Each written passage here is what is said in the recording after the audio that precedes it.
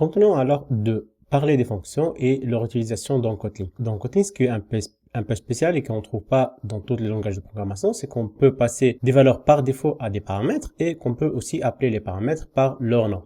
Comment ça? Là, par exemple, on peut dire que le number, on a une fonction afficher un numéro qui a un number, une variable qui s'appelle number ou bien num, ce que vous voulez, .int, c'est-à-dire de type int. Cette variable-là égale 100. Là, on affecte une valeur dès la déclaration de la fonction. Comme ça, elle va avoir une valeur. Si on passe pas un number, elle va avoir une valeur par défaut. Donc, si on veut l'afficher, par exemple, print le numéro et, ça sera 100 si on passe pas de paramètres. Du coup, on peut l'appeler de deux manières différentes. Là, pour l'utilisation, on peut l'appeler comme ça. Afficher le numéro, on passe pas de paramètres. Comme ça, le println va afficher le numéro et 100. Et si on passe afficher le numéro 200, maintenant elle va avoir la valeur qu'on a passée. Et aussi, on peut utiliser des paramètres nommés. Ça sera plus intéressant si je vous le montre en pratique sur IntelliJ. Donc c'est parti. Donc vous vous rappelez de cet exemple-là, on a déclaré une fonction afficher bienvenue. Je vais la décommenter. Je vais commenter ça ou bien même je vais le supprimer pour le moment. On a une fonction qui s'appelle bienvenue. Oui, on a aussi un paramètre qui s'appelle nom, de type string. Donc, normalement, on doit passer println bienvenue, le nom qui a été passé en paramètre. Là, tout ça, c'est normal. C'est ce qu'on a appris dans la vidéo précédente. Mais là, on parle des valeurs par défaut. Si on passe une valeur par défaut, ici, pour le nom, je vais dire tout le monde, comme ça. Je vais passer tout le monde. Donc là, qu'est-ce qui va se passer? Si on passe pas une variable nom, ça va afficher bienvenue tout le monde. Si je passe un nom, ça va afficher bienvenue le nom. Comment ça? Si j'enlève le paramètre, ouais, avant, quand il n'y avait pas de valeur par défaut, si je passe pas de paramètre, ça sera souligné en rouge parce qu'il faut passer de paramètre. New value passed for paramètre nom.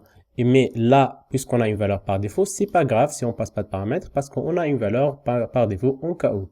Là, si j'exécute comme ça, là, vous voyez, bienvenue tout le monde. Pourquoi il y a bienvenue tout le monde? Parce qu'on n'a pas passé de paramètre. Si je passe encore une fois le nom comme ça et je réexécute l'exemple, dans ce cas-là, ça sera bienvenue Nadim.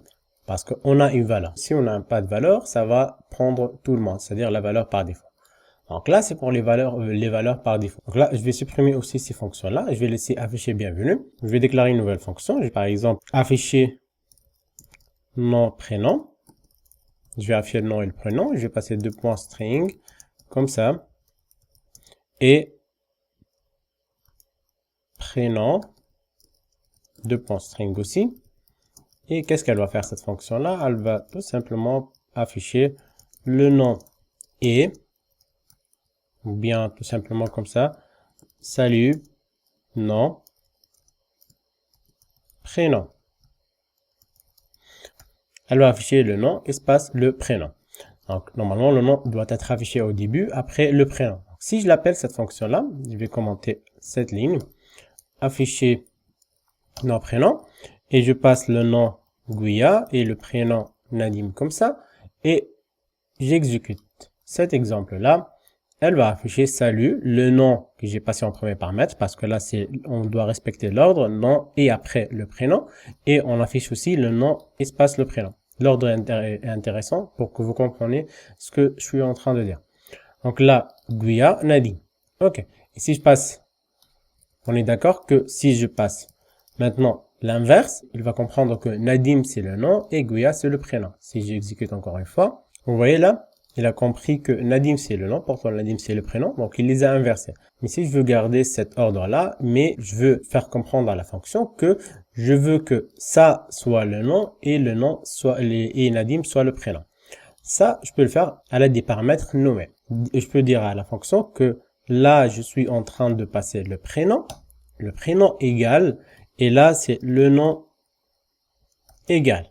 Donc là, j'ai précisé que cette variable-là est pour le paramètre prénom et cette variable-là est pour le paramètre nom. Si j'exécute maintenant, ça sera plus comme avant. Ça sera plus salut Nadim Gouya, mais ça sera plutôt salut Gouya Nadim. Pourquoi? Parce que j'ai précisé que cette variable-là doit aller à ce paramètre-là. Même si l'ordre n'est pas correct, on s'en fout là parce qu'on précise les noms des paramètres. Vous voyez? Donc salut Gouya Nadim. Pourtant, j'ai passé Gouya dans la deuxième position. Donc, c'est ça les paramètres nommés. Et bien sûr, si vous avez quelque chose d'autre, par exemple, si vous avez âge de type int, vous voulez afficher l'âge à la fin, comme ça, âge 1, et ici, vous voulez passer ce paramètre-là. Donc, on va dire 30. Donc là, vous voyez que c'est souligné en rouge. Pourtant, ça doit passer.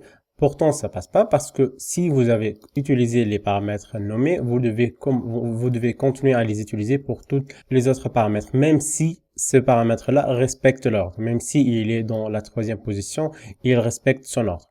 Donc, j'espère que ça était clair.